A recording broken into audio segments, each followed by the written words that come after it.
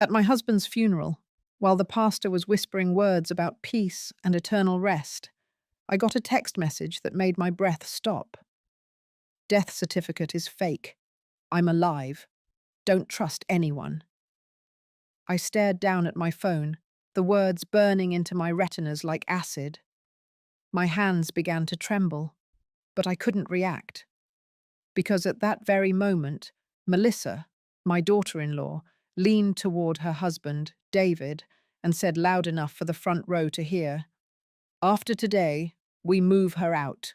No more delays. She's not staying in that house another day."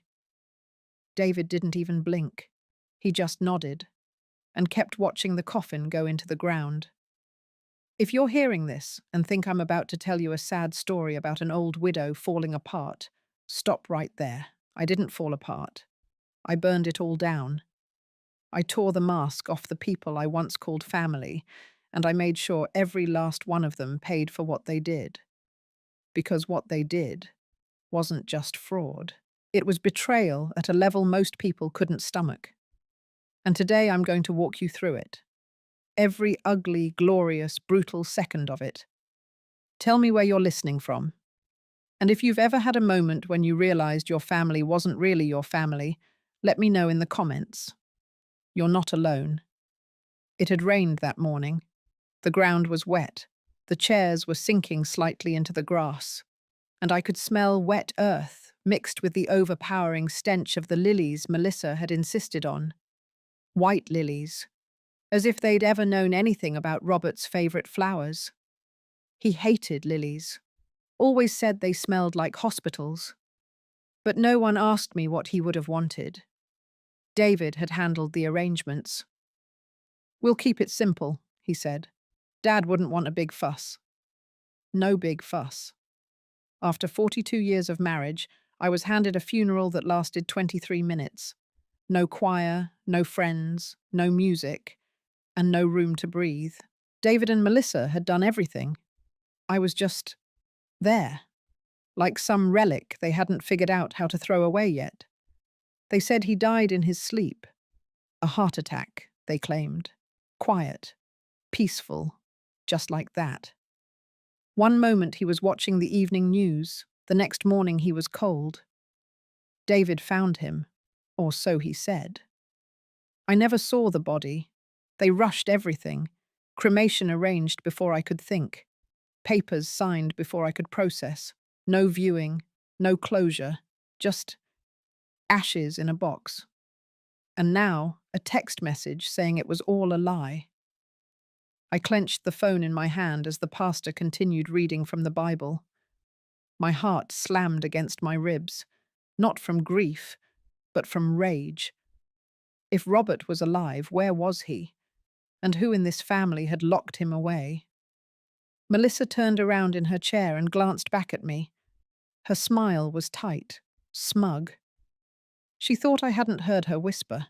She thought I didn't know she'd been circling like a hawk, waiting for the moment Robert was gone to get her hands on that house. Our house. The one Robert and I had bought with our own money, paid off over 30 years. The one we raised our sons in. The one I cleaned every Saturday morning while working 3 jobs so David could go to college. Now they wanted it. All of it. And suddenly the funeral made sense.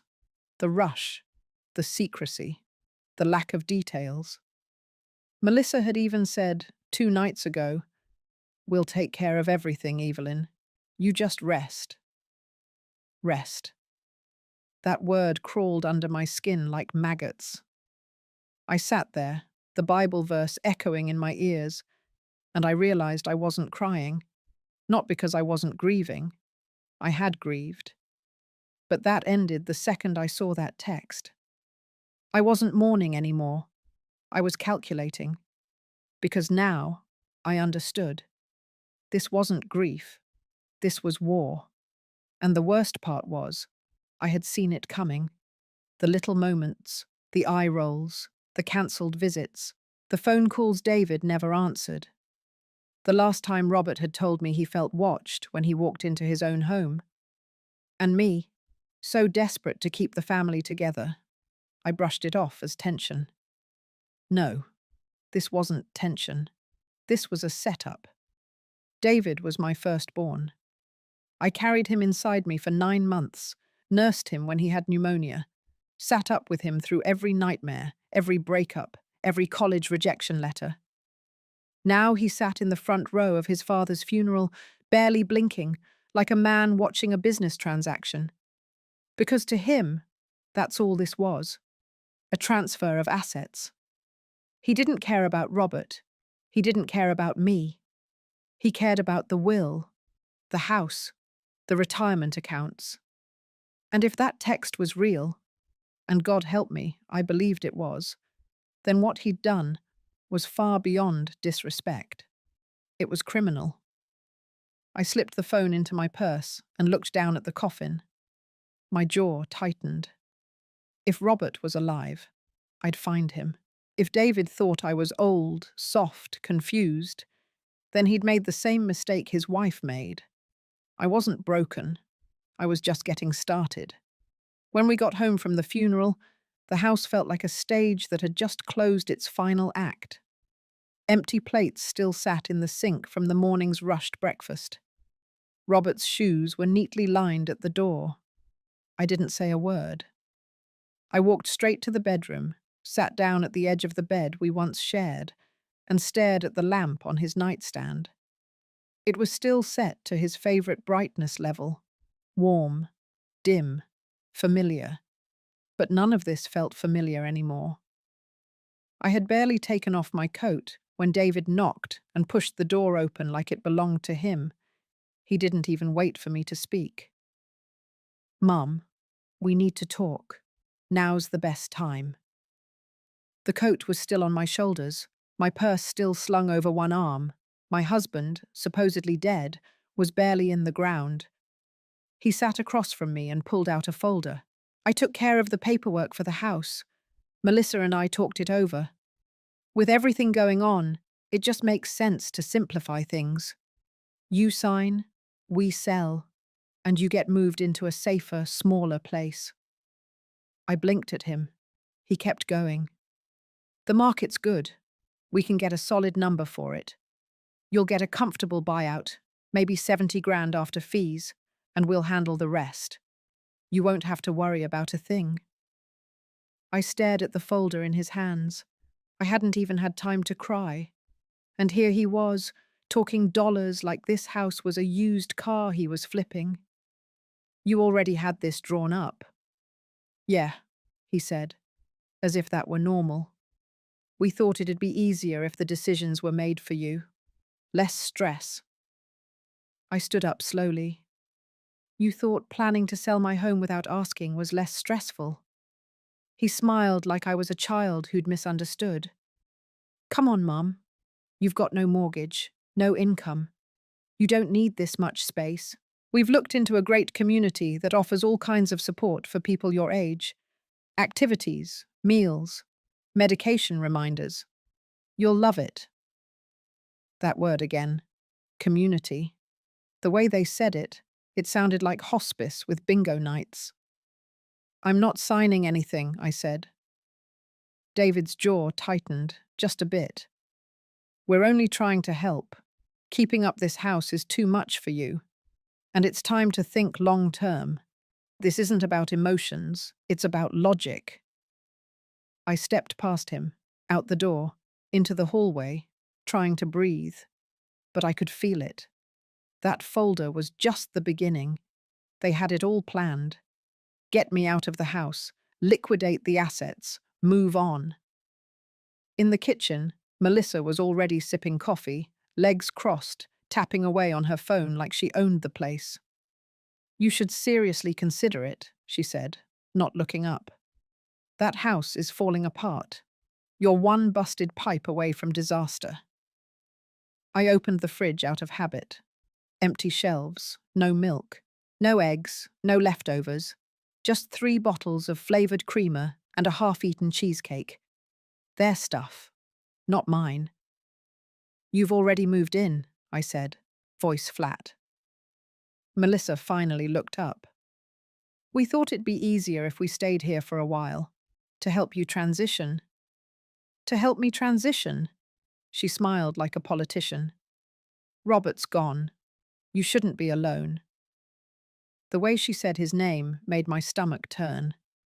You didn't even know him. Oh, I knew enough, she said, standing, coffee in hand. And more importantly, I know what he left behind. I felt the rage crawl up my spine. You mean the life insurance? She blinked. You think I don't know what you're doing? You've been circling like vultures since the second he got sick. Every time he went to the doctor, every time he felt dizzy, you were there, asking about policies, what was covered, what wasn't. David stepped into the room behind me. Mum, calm down. I buried my husband this morning. You didn't bury him, Melissa muttered. I turned. What did you just say? She froze. Nothing. No, I said. Repeat it. David held up his hands. That's enough. Everyone's tired. Let's not make this into something it's not. Melissa set her mug down hard. She's going to forget anyway. She forgets everything lately. I felt the slap of that sentence in my bones. David looked down. She didn't mean it like that. Yes, I said. She did. I walked to the dining table and opened the folder he brought, skimmed the top page, then the next. A power of attorney form, a letter of authorization, and a waiver that would grant them access to all my medical records. This is a full financial guardianship packet, I said quietly. Melissa walked behind me, leaned in too close. Like I said, simpler, easier. My hands began to shake, not with fear, but with clarity. They didn't see me as a person anymore. I was a hurdle, a wallet, a set of keys they hadn't taken yet. I closed the folder. Get out. David blinked. What? I said, get out of my house. It's not just your house anymore. It is until I'm dead. And if I have to choose between dying or signing these papers, then you better call the morgue. His face darkened. We're not doing this now. Yes, I said. We are. The mask cracked. I saw it in Melissa's eyes, that glint, that flicker of contempt she'd been holding back. David grabbed the folder off the table. We'll talk again tomorrow. No, I said. We won't. They left. Melissa slammed the front door behind her. I locked it, then leaned against it, breathing hard. In my purse, my phone buzzed again. One new message. Don't let them move you. They're after everything. More messages to come. I read it once, then again, and I knew one thing for sure. They weren't done, but neither was I. The next morning started with the sound of cabinets slamming. I didn't get out of bed right away. I lay there, staring at the ceiling, listening. Melissa was in my kitchen, rummaging. I could hear her humming. She only hummed when she thought she had already won. I got up, dressed in silence, and walked out to find her barefoot, hair tied up, sipping orange juice like this was her home. I thought I told you to leave, I said, voice even. Melissa didn't look up. David needed to check on some paperwork downtown. I came early to start sorting the pantry. You've got expired cans from 2016 in here. I took a deep breath. Why are you really here? She smiled, eyes still on the shelf. You need help. David and I agree. You're not well. You're confused. And we're not going to sit around while you make irrational decisions and sabotage your future. I walked to the counter. Get out of my house. She turned, eyes cold now. Or what? You'll call the cops on your own family. I held her stare. If I have to. Melissa set the glass down harder than she needed to. You know what your problem is. You think love means control. You raised David like the sun rose and set on his face. You babied Ethan until he forgot how to be a man. And now that they're trying to clean up the mess you left behind, you think you're being attacked. I felt something shift in my chest. A sharpness. A clarity. You think I made a mess, I said. She crossed her arms. Look around. This house is falling apart. You barely eat. You forget things. And the worst part is, you're dragging David down with you. He's trying to protect what little dignity you have left. You should thank him. I laughed, not out of humor, out of disbelief. You've been married to my son for 6 years. In that time, you've visited us maybe 4 times. You never asked how I was. You never helped with Robert when he started forgetting things. You never lifted a finger unless it got you closer to the deed of this house. Melissa's lips curled. You don't know half of what's going on. I know enough, I said. She grabbed her purse and moved toward the door. David's coming by this afternoon. We'll settle this then. I watched her walk out like she owned the place. When the door clicked shut, I sank into the chair and closed my eyes. My pulse was still racing. My stomach felt like it had swallowed fire. I went to the file cabinet in the hallway.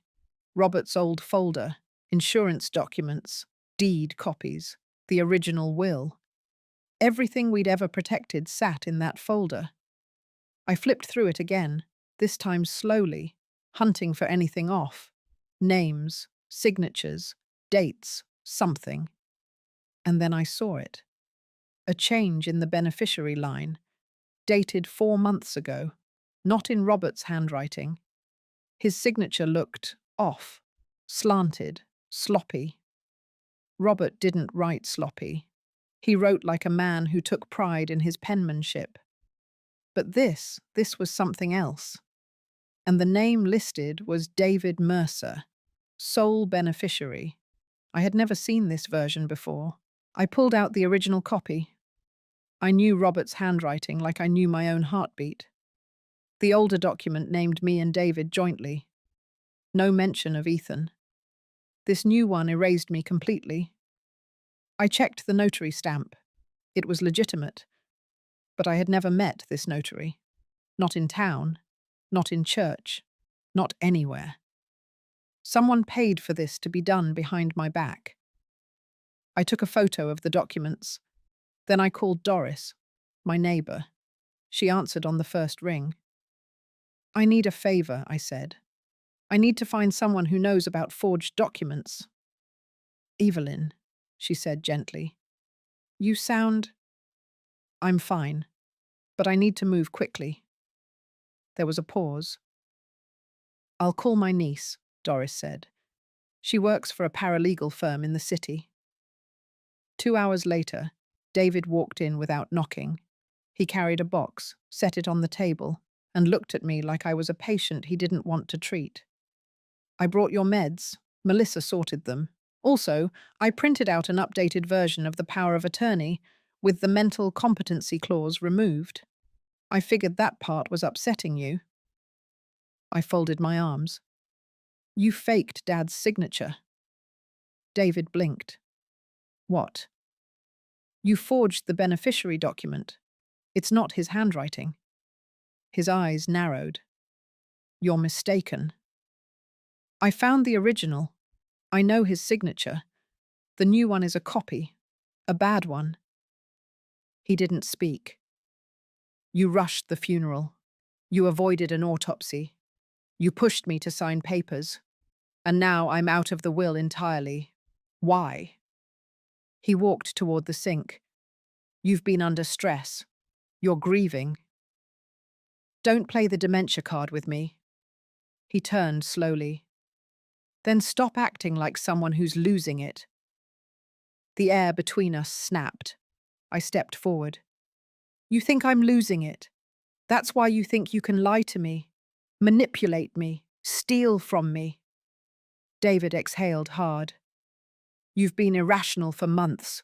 Melissa and I had to step in. You mean take over? He leaned on the counter. You're old. You're alone. You can't run this house. You can't keep up with your finances. This was inevitable. No, I said. This was orchestrated. He pushed off the counter. I'm not arguing with you. Sign the papers, or don't. But I'm not going to keep coming back here, pretending everything's fine. I smiled. Then stop pretending. He froze. I know about the withdrawals from the joint account. I know about the insurance policy. I know about the notary. I know more than you think. His jaw twitched. You've been snooping. I've been surviving. We stood there, face to face, the illusion stripped away. Get out, I said. I'll be back, he muttered. I'll be waiting, I said. After he left, I opened my phone. There was another message. They're getting desperate. Next step will be to push you into a facility. Don't drink anything they hand you. I didn't respond.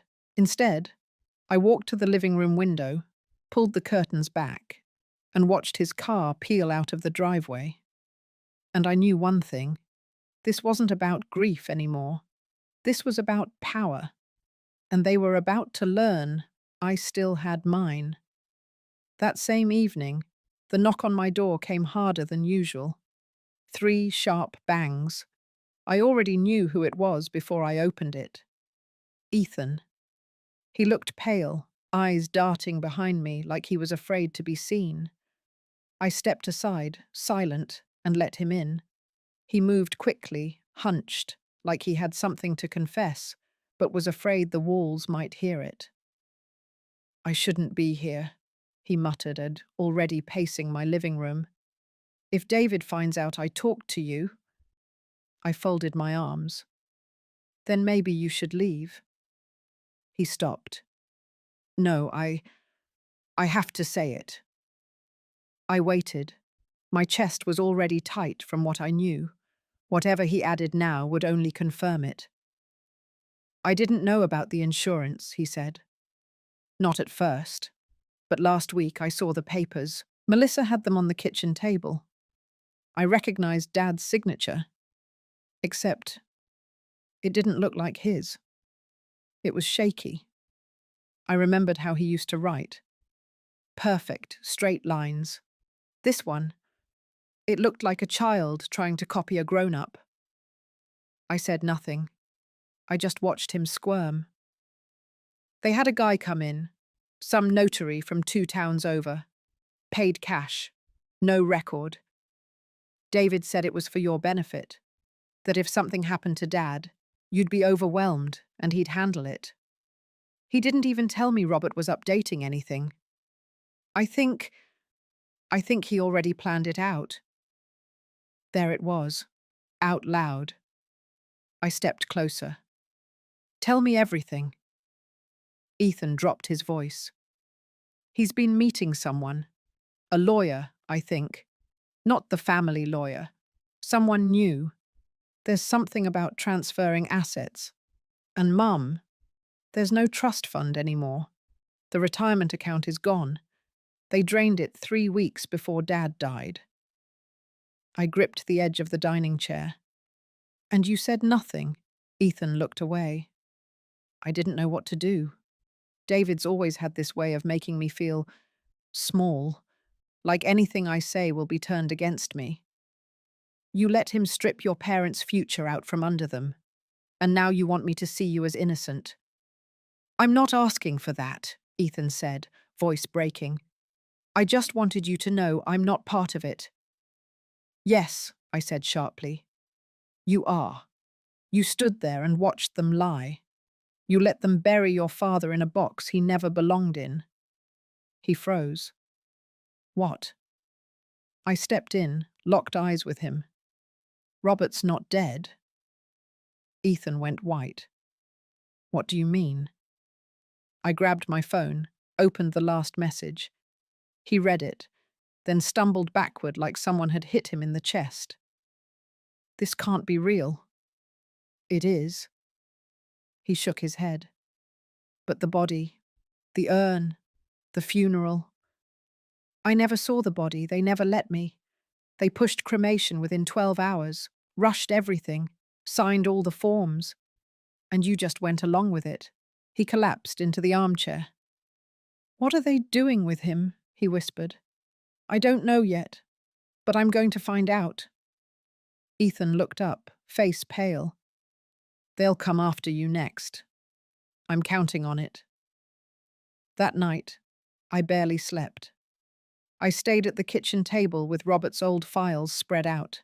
Bank statements, insurance records, old medical reports, notes, anything that could help me piece together what they were planning. I found a withdrawal Robert never mentioned. $10,000. Cash. 2 months ago. From our joint account, labeled as repairs.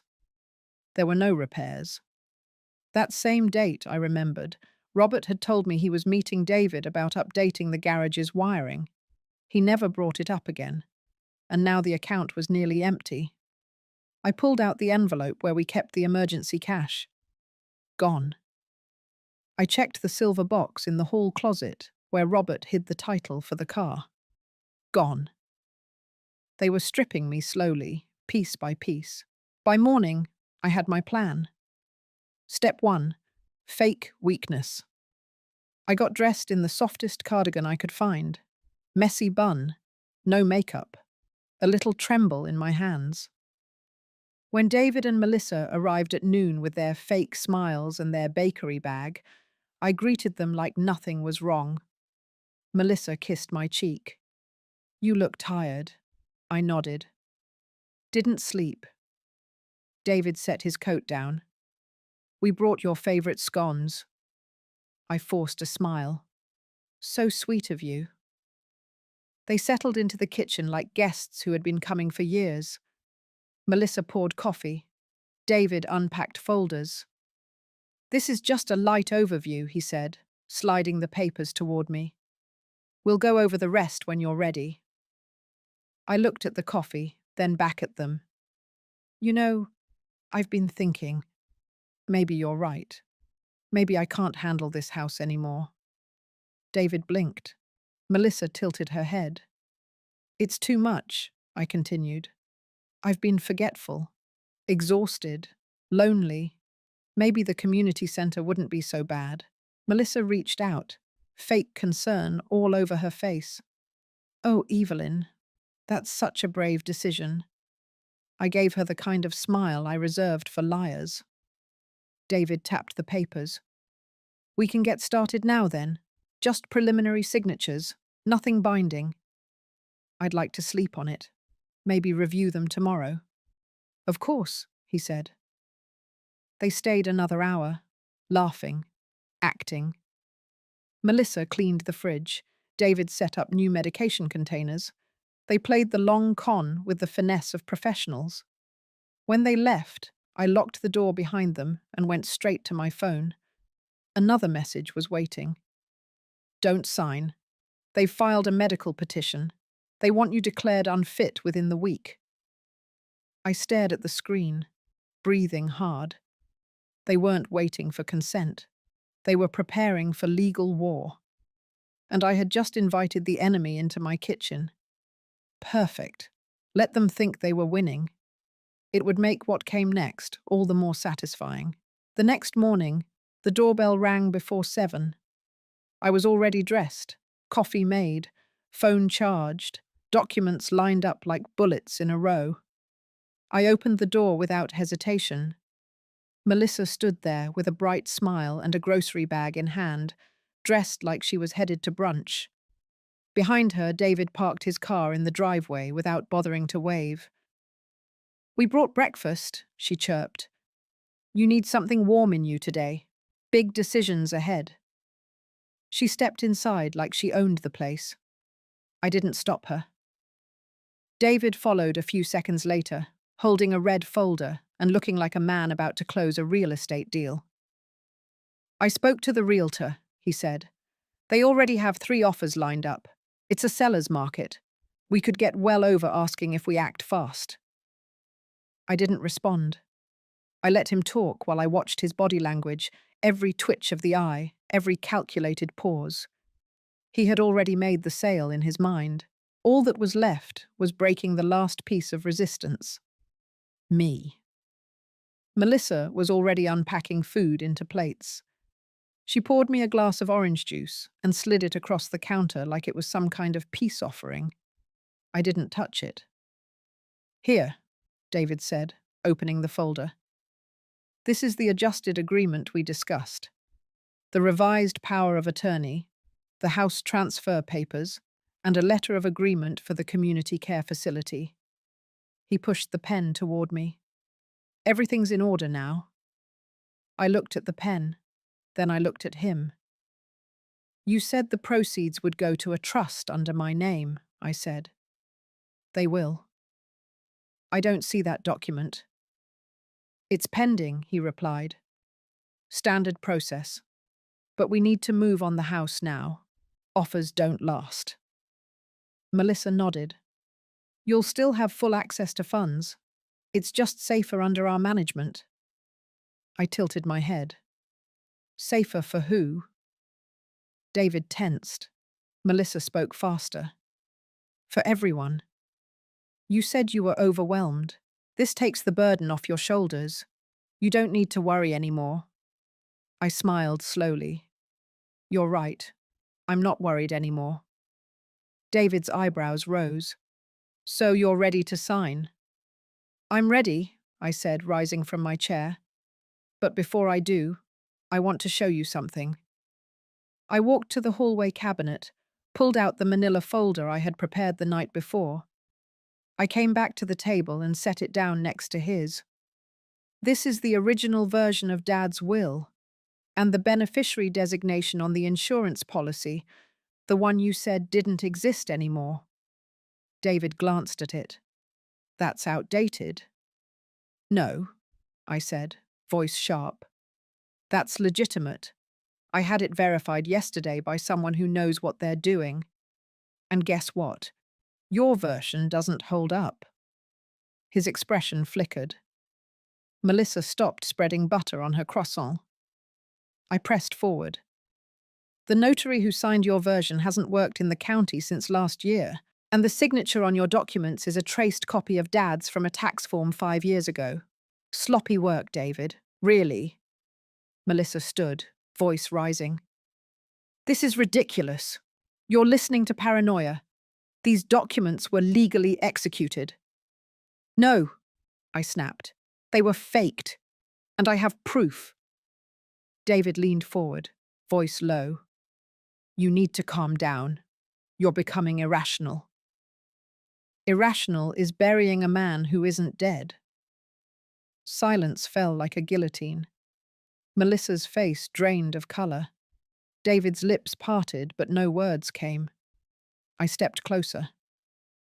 I received a message the day of the funeral. A message saying Dad's death certificate was fake. That he's alive. David stood abruptly. You're being manipulated. I've seen the cremation request forms. Rushed. Signed under your name. Not mine. I was never consulted. I never saw a body. No coroner report. No funeral director. Just an urn handed to me like a transaction. Melissa whispered, You need help. I need justice, I snapped, and I'm getting it. I pointed to the audio recorder on the counter. It's been running since you walked in, and I've already sent backups to 3 people. If anything happens to me, if I trip on a rug, choke on your scones, or suddenly forget my own name, everything goes public. David's jaw clenched. What do you want? I stared at him. I want the truth. I want my husband back. And I want the 2 of you to pay for what you did. Melissa slammed her hand on the table. We did this for you. You don't see it now, but we saved you. You were falling apart.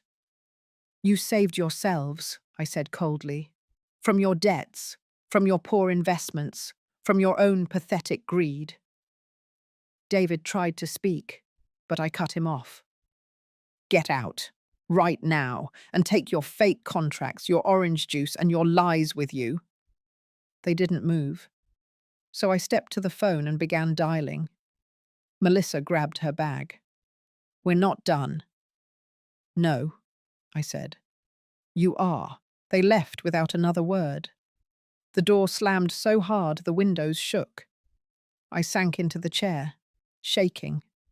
Not from fear, from adrenaline. They had pushed me into a corner, but they forgot something. A cornered woman is still standing, and now I had the upper hand. I didn't wait. I drove straight to the county clerk's office. No makeup, no distractions, just the folder clutched to my chest and adrenaline pumping through my veins like fire. I walked through the doors and asked to speak with the deputy registrar. Calm voice, cold eyes. She brought me into a back room with a metal desk and a computer older than my microwave. I handed her the documents David had shoved in front of me 3 days ago. Can you confirm the validity of these? She took one look at the signature block and frowned. This notary stamp is expired. Has been for 9 months. That was the first nail. Can you check if a death certificate was officially issued for Robert Mercer? She typed. Her eyes flicked. There's a record, but the file's flagged.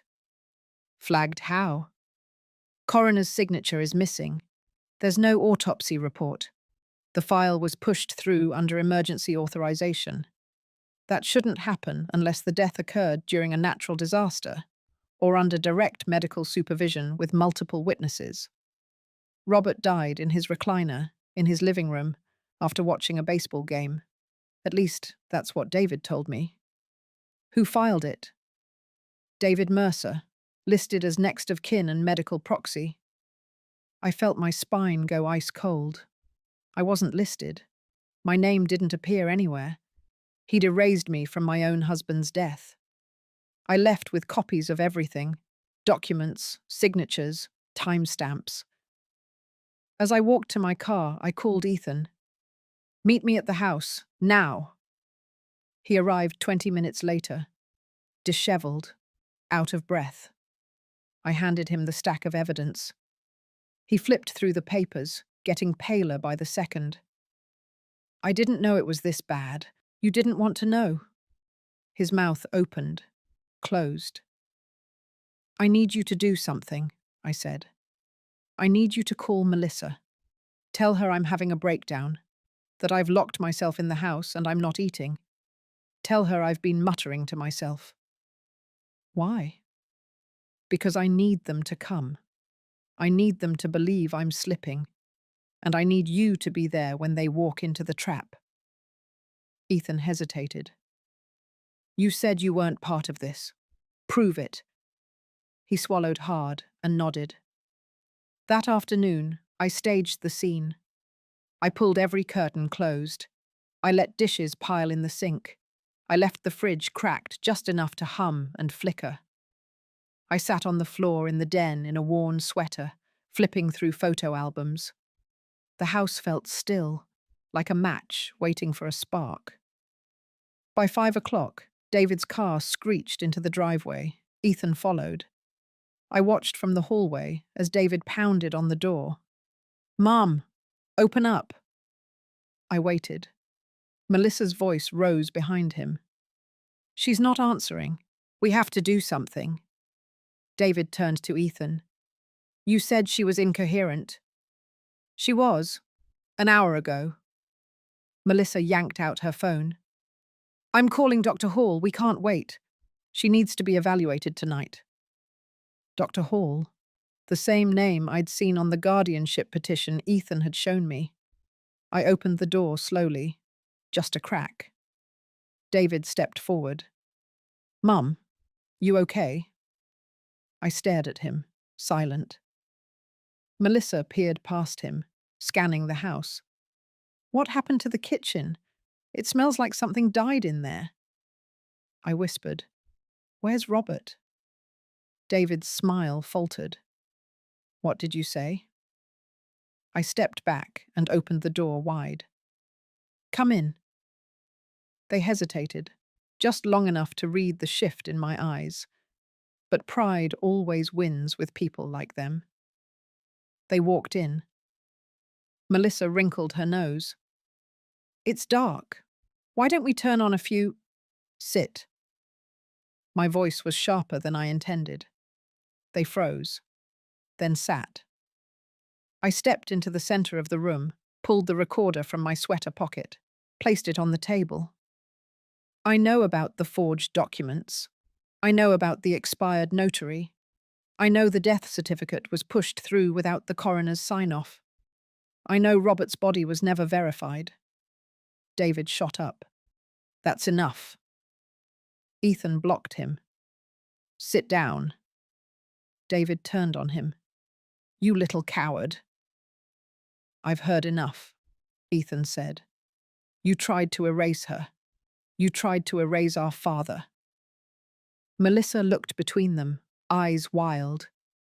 You're being manipulated. She's losing her mind. No, I said. I'm finding it. I reached behind the cabinet and pulled out a brown envelope. These are the audio files, the banking statements, the updated will, the photos of the notary who doesn't exist. Melissa stood. You can't do this. I can, and I already did. David's face hardened. You're going to destroy this family. You destroyed it, I said, the moment you decided I was easier to steal from than respect. A long silence fell over the room. Then David lunged, but Ethan caught him mid-step, pushed him back into the chair. Touch her again, and I swear I'll make sure you see the inside of a prison cell before sunrise. Melissa began crying, a fake, hollow sound that grated against the tension in the air. David was shaking now. So what? What do you want? You want money. You want us to beg. You want to embarrass us. I want the truth. I want Robert. And I want you out of my life. I moved to the door. I called Sergeant Phelps. He's waiting outside. And the local reporter. She's downstairs too. They're both ready to take your side of the story. David froze. Melissa dropped her purse. You called the cops. I nodded. And the paper. And the lawyer. And the bank. I opened the door. 2 officers stepped in. David Mercer, Melissa Mercer, you're both being detained pending investigation into elder abuse, fraud, and possible conspiracy to falsify a death certificate. The handcuffs clicked in place with the most satisfying sound I'd heard in months. Melissa screamed. David cursed. Neither mattered anymore. Because in that moment, I had everything I needed. I didn't just win, I survived them. And now, I was ready for whatever came next. The squad car taillights had barely faded from the end of my driveway when the second storm rolled in. I was still standing in the foyer, the adrenaline not yet flushed from my system, when my phone buzzed again. Another anonymous message lit up the screen. They weren't working alone. Look for what's hidden in the garage. Follow the invoices. It was one sentence, but it sliced through the air like a blade. I didn't hesitate. I grabbed the flashlight, stepped into the cold, and unlocked the side door to the garage. The scent hit me first. Motor oil, dust, something sharper underneath. Robert's toolbox was still where he always kept it, perfectly aligned by size, drawers clean, marked with painter's tape from when he labeled everything in his neat, slow handwriting.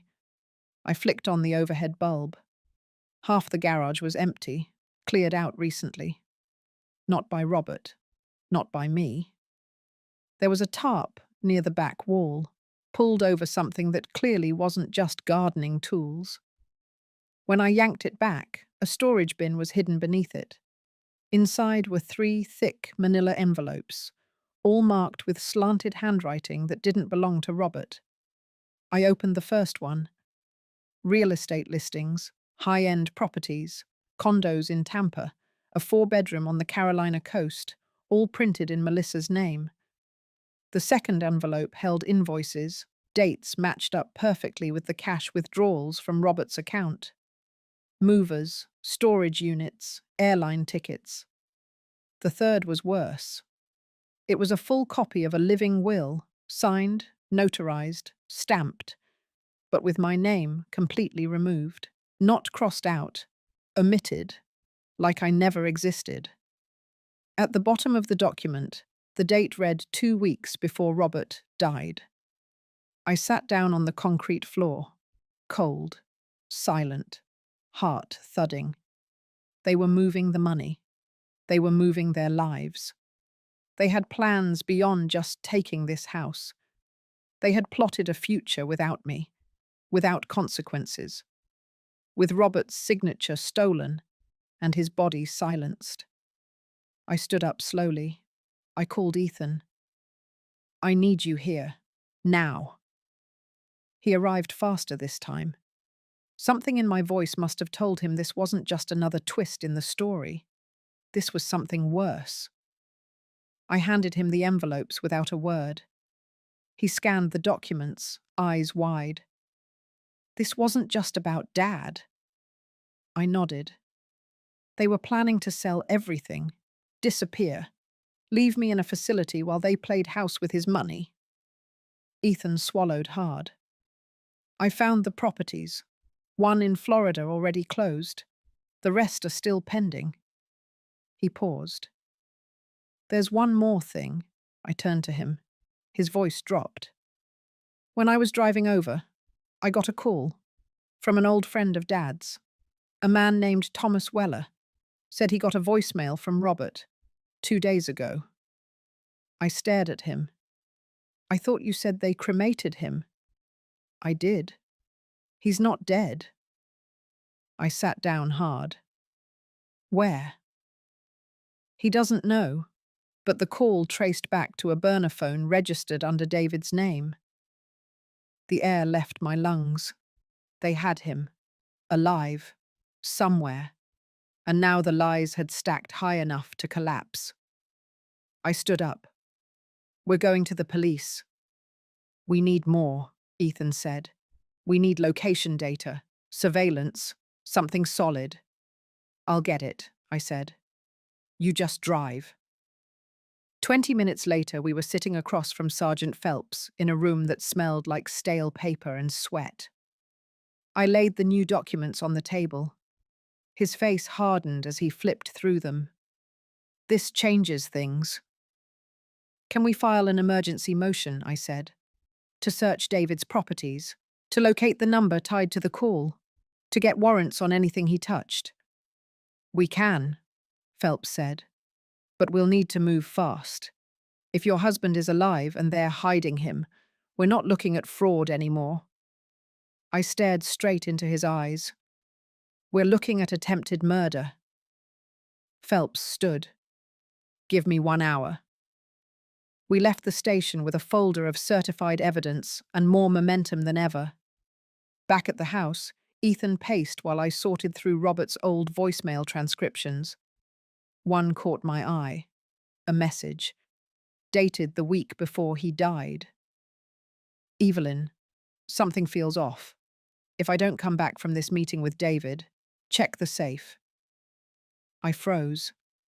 I ran to the back of the closet, pulled out the floorboard Robert had drilled loose himself. The safe was still there. I entered the old code. Robert's badge number from his factory job. Inside was a flash drive and a sealed envelope. The flash drive contained a recording. Robert's voice. Clear, strong, alive. "If you're hearing this, Evelyn, I didn't die of natural causes. They're lying. David's pushing me to change everything. Melissa's in his ear. They're talking about drugs, about memory loss. I've been keeping my head down, but I don't trust them. Not anymore." I clutched the safe door to keep from falling over. The envelope held bank receipts. A second account, one I never knew about. with over $90,000 in Robert's name, untouched, clean. He had been preparing for this. He just didn't make it far enough. Now it was my turn. I copied the audio file onto 3 different USB drives. One went in my pocket, one to Ethan, one to the bank safe. Then we waited. At exactly 4:17 that afternoon, Sergeant Phelps called. "We found him." Ethan grabbed my arm. "They kept him in a private medical facility under a false name, records forged, admittance signed by David. Your husband is alive, but barely." The words cracked something in me, a mix of rage, relief, and grief all at once. "We're bringing him to County General now. He's dehydrated, malnourished, disoriented, but he's awake." I nodded, silent. "We'll be arresting David and Melissa again tonight. No bail this time. Not after this." I closed my eyes. Finally, the truth had claws, and it was done, waiting. The courtroom buzzed like a hornet's nest. Word had spread that today's session would be different. Spectators filled the benches. Even the bailiff looked uneasy. I walked in wearing the same black coat I wore to Michael's funeral. My stride was calm, controlled, my face unreadable. But inside, I was a storm ready to break open the sky. Across the aisle, Sylvia sat with Ryan. Her silk blouse shimmered like armor, but her fingers trembled slightly as she adjusted her necklace. Ryan didn't even look up. His arms were crossed, lips pressed in a thin line. I caught him stealing a glance at the back of the room, probably scanning for reporters. He was about to get his wish. The judge entered. Everyone rose. Then came the silence. The kind of heavy, expectant silence before a bomb drops. My attorney stood and addressed the court, with the kind of voice that cut through fog. "Your Honor, before we proceed with asset division, we have submitted new evidence. A certified forensic accounting report, 2 witness testimonies, and," my lawyer paused, "a deposition from someone the court believed to be deceased." Gasps erupted. I turned slowly toward Ryan. His face was frozen. Sylvia grabbed his arm like she needed gravity. The judge narrowed his eyes.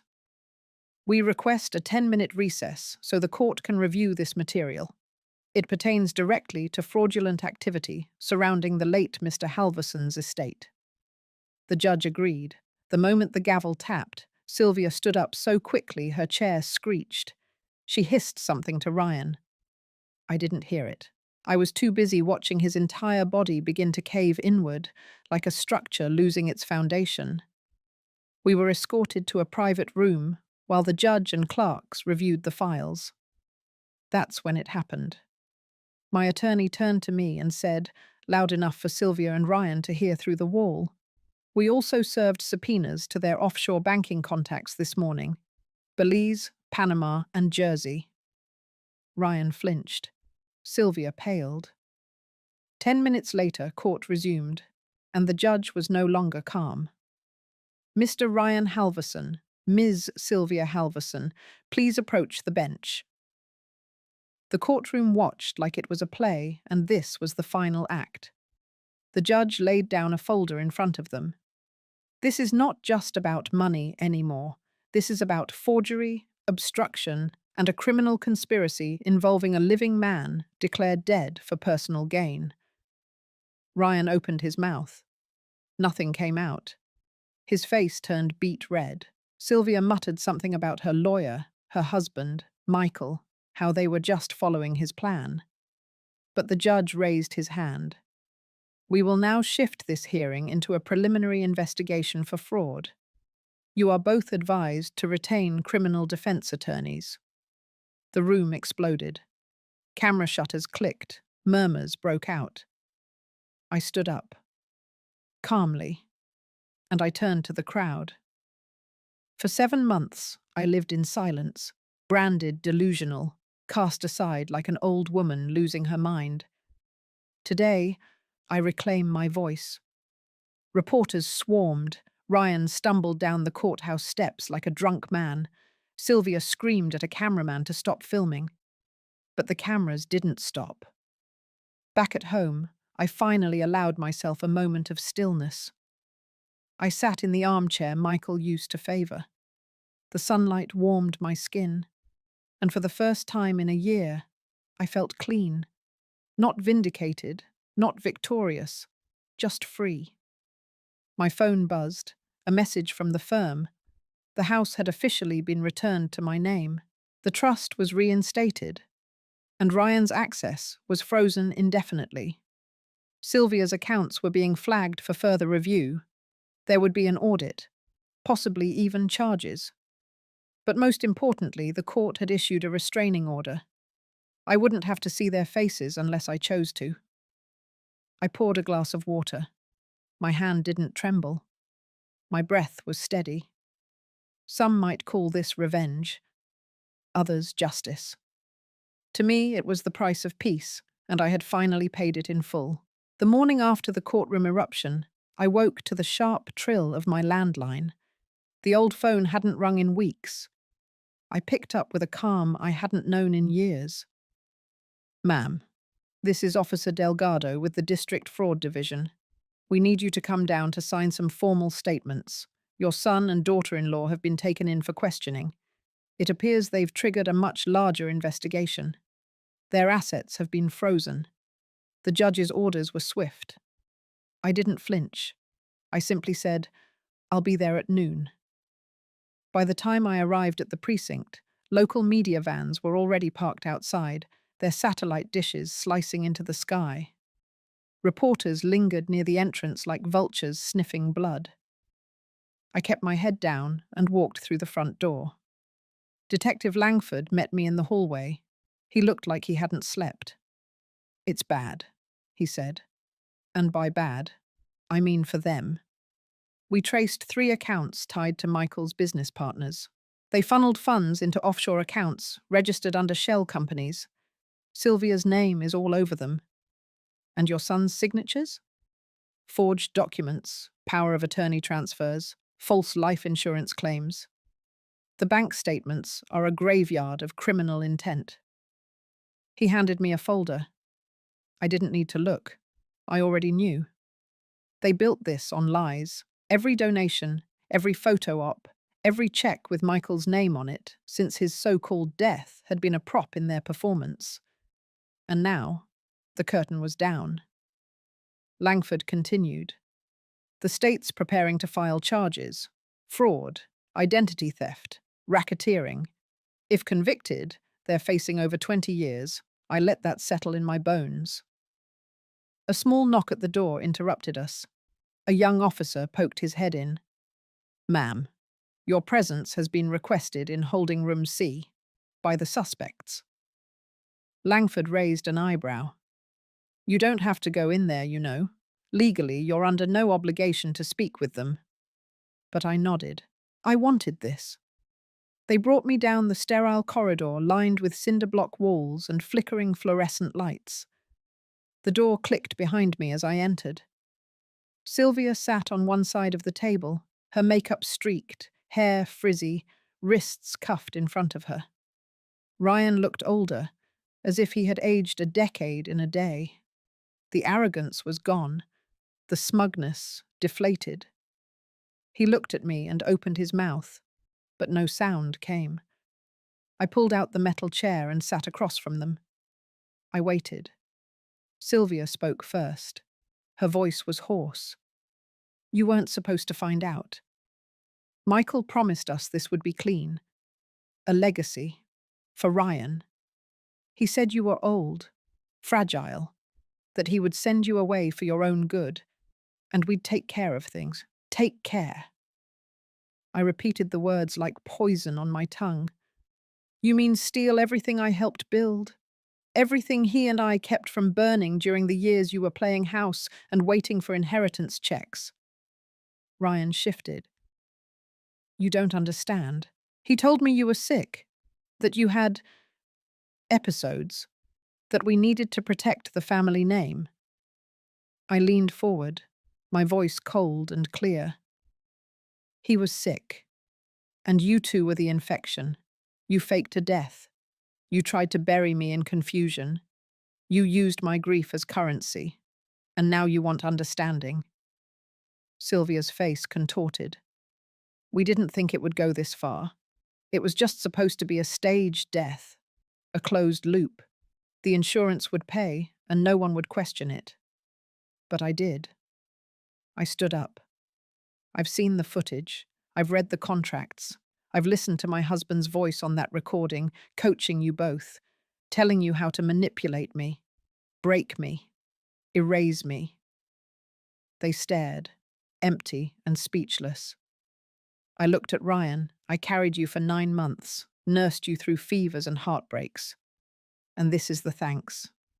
To drug me, to sign papers behind my back, to pretend I lost my mind. You're no son. You're a lesson I learned too late. The officer opened the door. I turned to leave. Sylvia started crying. Ryan just sat there, jaw clenched, eyes vacant. As I walked out, the hallway felt lighter. Later that day, the press conference was scheduled. My attorney stood beside me. Langford read the charges aloud. Reporters shouted. Cameras clicked. I stood tall, composed. The charges included conspiracy to commit fraud, identity theft, misappropriation of trust assets, and obstruction of justice. Bail was denied. They would await trial in custody. I didn't smile. I didn't cheer. I simply said, "The truth speaks for itself." Then I turned and walked away from the podium. Back at my house, the porch lights glowed warmly. I sat on the steps, letting the evening breeze comb through my hair. I thought of Michael's last real words, before all this, before the lies. "I'm tired," he had whispered. Tired of pretending, of keeping up appearances, of holding this family together with duct tape and fake smiles. Now I understood. This wasn't just about betrayal. It was about finally ripping off the bandages and exposing the rot underneath, letting the wound breathe. Tomorrow, the court would begin transferring titles back to my name. The foundation Michael had stolen would be dissolved.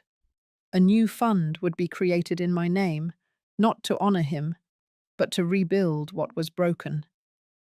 But for tonight, I simply sat in the dark, feeling the world shift, not in triumph, but in truth. And that, at last, was enough.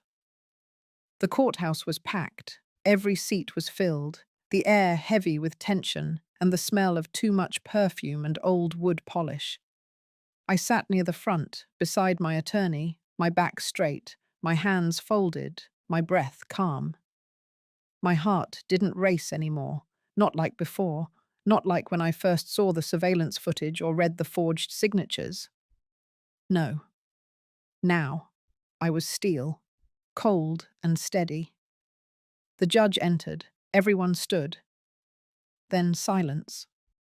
The trial had reached the presentation of hard evidence, the kind that couldn't be denied, couldn't be explained away with tears or lies. Screens were rolled in, USB drives slotted, audio clips cued. And the prosecutors? They had come prepared. First, they displayed the email chains, hundreds of them. Conversations between Ryan, Sylvia, and Michael. Discussions about financial transfers, shell corporations, life insurance policies. Every subject line was a hammer. Confirming death plan timeline. Updated power of attorney language. Mother's behavior log. Strategy to induce confusion. Sylvia looked like she would throw up. Then came the video. A grainy, time-stamped clip from a remote cabin in Montana, dated 6 months after Michael's supposed death. There he was, alive, bearded, gaunt, but laughing as he clinked glasses with a man now identified as a fixer. A man who later testified under immunity about faking death documents, bribing funeral home staff and forging cremation papers. I looked straight ahead as the room gasped. Then came the audio, a voice recording found on one of Michael's burner phones. His voice was unmistakable. We give her just enough information to keep her disoriented, mention the dementia, use the medications, get the signature. Once the foundation's fully in our hands, we can erase her. The courtroom shifted. I could feel it, the weight of betrayal crashing down on the room like a slow-building earthquake. My attorney leaned toward me, whispering, "The prosecution just asked the judge to consider adding attempted murder by proxy. This is no longer just a fraud case." I nodded, expression unchanged. Then the prosecutor called me to the stand. I stood, walked slowly, deliberately, and took my seat. The oath was recited. I affirmed, "Ma'am, can you confirm your name, age, and your relationship to the accused?" "My name is Margaret Jane Holloway. I am 73 years old. Ryan Holloway is my only son. Sylvia Holloway is his wife. Michael Holloway was my husband. Now, I suppose, he is just a man who used to be my husband." The prosecutor nodded, then held up a stack of folders. "Mrs. Holloway, did you ever agree to transfer control of the Holloway Veterans Foundation to your son?" "No. I never gave consent. I never read a final copy. I never attended the meeting they claim I was part of." "Do you recognize these documents?" "I do. I recognize the forged signature at the bottom. It mimics mine, but I never wrote it." "What happened when you began to suspect something was wrong?" My voice didn't shake. I received a message, a warning, from my husband. Then I looked deeper. The accounting didn't add up. The board members were replaced with his friends. The foundation accounts were drained. Properties were sold. I was pushed out of the family home. They said it was to protect me. But what they were really doing was preparing to disappear me. The prosecutor paused. "Did you ever confront them?" "Yes." "And they lied?" "Over and over." "Did you attempt to escape?" "No. I prepared." "How so?" "I had a friend, a private investigator. He helped me collect evidence, emails, wire transfers, voice notes, and when I had enough, I handed it all over." "What would you like to see happen today?" "Justice. Not just for me, for the veterans, for every donor who believed in our work, for every life they used as a pawn." Silence filled the room. Then the defense attorney rose. Tall, broad-shouldered, the kind who usually smooth-talked juries with charm. But not today. Not with this mountain of proof. "Mrs. Holloway, you mentioned a private investigator. Was this before or after your husband's disappearance?" "After. So during a period of emotional instability." I leaned forward. I may have been grieving, but I wasn't unstable. I was ignored, dismissed, gaslit. That doesn't make me crazy. That makes me dangerous to liars. No further questions. The judge called for recess. Outside, on the courthouse steps, I stood beneath a cloudy sky. I could hear whispers, the buzz of the crowd. But my eyes were locked on one face. One person watching from across the street. Michael. He wasn't hiding now. No hood, no sunglasses. Just standing there, silent. Watching the empire he built on betrayal come crashing down. He raised one hand, not in greeting, not in apology, just a small gesture. Acknowledgement. And then he turned and walked away, disappearing into the crowd. I didn't follow, because now I no longer needed closure from a man who used my love as a weapon. I had my own kind of closure. Back inside, court resumed. The judge's voice was firm. "Given the overwhelming evidence, the court will proceed to judgment. The defendant's bail remains denied, Full asset seizure is authorized. A sentencing date will be set. As the gavel dropped, Sylvia sobbed uncontrollably. Ryan turned to look at me. There was no hate in his eyes, just something worse. Emptiness. They weren't just caught. They were undone, unraveled. And I stood, quietly gathered my bag, and walked out of the courtroom. Not as a victim, but as the last woman standing. The house was empty, not just quiet, hollow, cold, the kind of silence that crawled up the walls, jails, and settled in your bones. I stepped inside slowly, my heels echoing off the marble floors I once polished with care. The same home they tried to steal. Now mine again, by court order. But it didn't feel like mine. I passed the grand piano, untouched since the night of our last Christmas party. I passed the oil painting above the fireplace, the one Michael had insisted on hanging even though I hated it. I passed the shelf of photographs, now dust-covered memories, faces smiling, frozen in a time before everything cracked wide open. I walked into the living room. Sylvia was already there, sitting on the couch like a ghost of herself. No makeup, no jewelry, just her, raw and stripped. I didn't flinch, neither did she. The court had granted her one final supervised visit to collect personal belongings. But that wasn't why she came early. She wanted something else. I stood near the window. I didn't offer tea, didn't offer comfort. Her voice broke the silence. I never meant for it to go that far. I turned slightly, arms crossed. You meant for it to go far enough, Sylvia. Far enough to erase me. Her eyes filled, but I didn't care for her tears.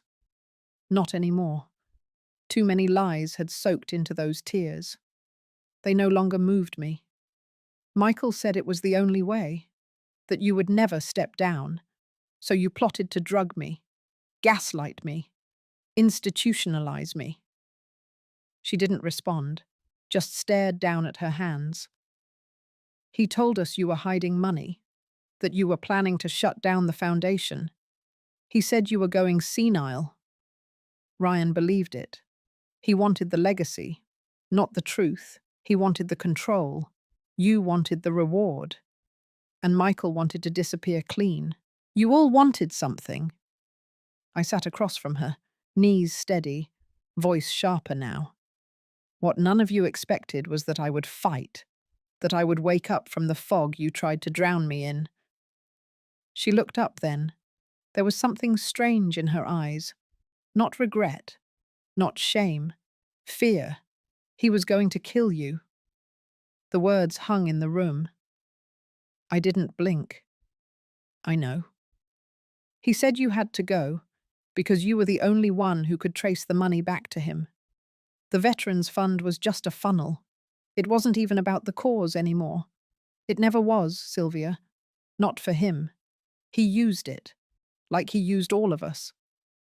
She clutched her sweater tighter. When I realized what he was planning, I wanted out. But it was too late. Ryan had already signed everything. Michael controlled every move we made. If we backed out, he'd pin it on us. So you stayed, and helped him fake his death.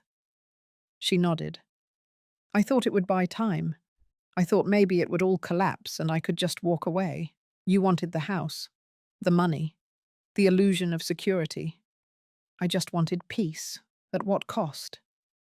She stood then, her shoulders sagging, as if every lie she had ever told now rested on her back. The only thing I regret is not stopping it when I had the chance. You had 1,000 chances. You chose him every time. And still, a part of me hated the silence that followed. Because beneath all the betrayal, there had once been kindness between us. Dinners, birthdays, shared glances in crowded rooms. When Ryan was being difficult, we weren't enemies, not at first. But ambition changed people. She took a step forward. He's going to run. You know that, don't you? He already has. He left me too. Cut me off from the offshore accounts. Told me I was now a liability. Because you are. The front door creaked. Ryan walked in. His face was pale, his eyes sunken. No longer the polished, charming man who once stood behind podiums speaking of legacy and honor. He looked older now, and smaller. He stopped in the doorway. "Sylvia, go wait in the car." Her lips parted like she wanted to protest. Then she lowered her head and left. I remained seated. Ryan sat across from me. He didn't speak at first, just looked around the room, at the walls, at the rug, at the painting, like it was all foreign now. I thought if I could keep it all together, you'd forgive me. I didn't respond. I thought if the foundation grew, if the family name meant something, you'd finally respect me. You wanted the throne without the burden. He looked away. Dad said you never trusted me, that you always thought I was weak. Michael projected his own failures onto everyone else. And you believed him, because I wanted him to be right. Then you chose the wrong parent. His voice cracked. I didn't know about the pills, I swear. But you knew enough. Enough to question. Enough to doubt. And you chose not to. He rubbed his face with trembling hands. They're going to give me years, aren't they? They might. And you're not going to help. I've already helped more than you deserve. I kept the worst evidence from court. I spared you the charge of elder abuse. I didn't speak about the days I found my medication bottles tampered with, or the messages Sylvia left on my voicemail calling me unfit. I held back for one reason. He looked at me, hollow. Because I once loved the boy you used to be. Silence. Then, softer. You can still become someone worth forgiving. But not here. Not now. He stood slowly, as if every joint ached with consequence. I'm sorry, Mum. I believe you. And I meant it. Because there's a difference between justice and vengeance. And this wasn't revenge. This was restoration. And sometimes, the greatest power is in not returning the pain, but returning the truth. As he walked out, I stayed seated. In the home I had reclaimed. In the quiet I had earned. In the stillness between ruin and rebuilding. And I knew the final chapter hadn't yet been written. But I was ready. 3 months passed. Summer had turned the leaves brittle and gold. And for the first time in years, I welcomed the stillness of fall. My days were quiet now, but not empty. Each morning, I walked the same trail behind the house, coffee in hand, no longer afraid of what waited for me back inside. No more whispers, no more shadows, no more plotting behind closed doors. The house felt different, lighter. Not because anything had changed structurally, but because I had changed. Ryan had accepted the sentence without appeal. 6 years in minimum security. He would be eligible for early release in 3, provided he met every condition. The press had been relentless at first, tearing through the legacy he once paraded as flawless. But the attention waned as newer scandals took its place, and silence returned. Michael remained a fugitive, his assets frozen across 3 countries. A warrant had been issued. His name was added to every international database. And although he hadn't been seen since, I no longer feared his reappearance. Cowards tend to vanish when cornered. Sylvia relocated to Oregon. She sent a letter last week, not asking for forgiveness, just saying she hoped I was well. I didn't write back. I didn't need to. Some silences speak clearer than words. What mattered most was what I had rebuilt. The foundation was no longer a hollow shell of good intentions buried under lies. I restructured it. removed the old board, appointed a new leadership team, all women, many of them over 50, widows, single mothers, veterans' spouses, women who had, in one way or another, been pushed aside, forgotten, dismissed, just like I had been. They came in not to serve a name, but to serve a purpose. We renamed the foundation after my mother, a woman who had survived poverty, war, and grief. The kind of woman whose strength was never praised, only expected. Her portrait now hung in the new conference room, her eyes steady, her mouth unsmiling, as if warning anyone who dared to abuse the power they had been given. I stood in front of that portrait on the day we launched the new community program, the one that would train caregivers, provide legal guidance for elder rights, and offer emergency assistance for those at risk of financial exploitation by family members.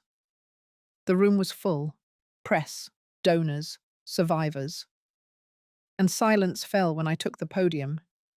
I told them the truth, not the courtroom version, not the sanitized, pre-approved press statement, but the truth of what it feels like to be erased, gaslit, stolen from, replaced in your own home, treated like a problem to be solved instead of a person to be loved. And I told them something else, that justice is not always a headline. It is not always loud. Sometimes it is a quiet return to yourself, a reclaiming of your voice, a rebuilding of dignity. After the applause faded, I stepped down. Outside, the wind rustled through the flagpoles. A young woman in uniform approached me, her palms shaking as she held out a folded paper. A copy of a letter I had written to the state legislature in support of reform for elder care protections. Her father had died alone in a facility after his son signed away his veteran benefits. My letter helped push through a bill that made what happened to him illegal going forward. I hugged her, not because I was a hero, but because I knew her grief, because I had carried it too. That night, I sat on the porch, feet propped up, a glass of lemonade in hand. The stars stretched quiet above, and in the distance above Fitidibern, from the old greenhouse, I could hear laughter, real laughter. Women training, learning, growing. I didn't need revenge, I had justice. And from that came peace. They had tried to break me, but instead, they reminded me of who I was before I became the mother who always said yes. Before I became the wife who apologized for being too loud, too old, too stubborn. Before I became the woman who sat silently in her own living room, afraid to breathe too deep.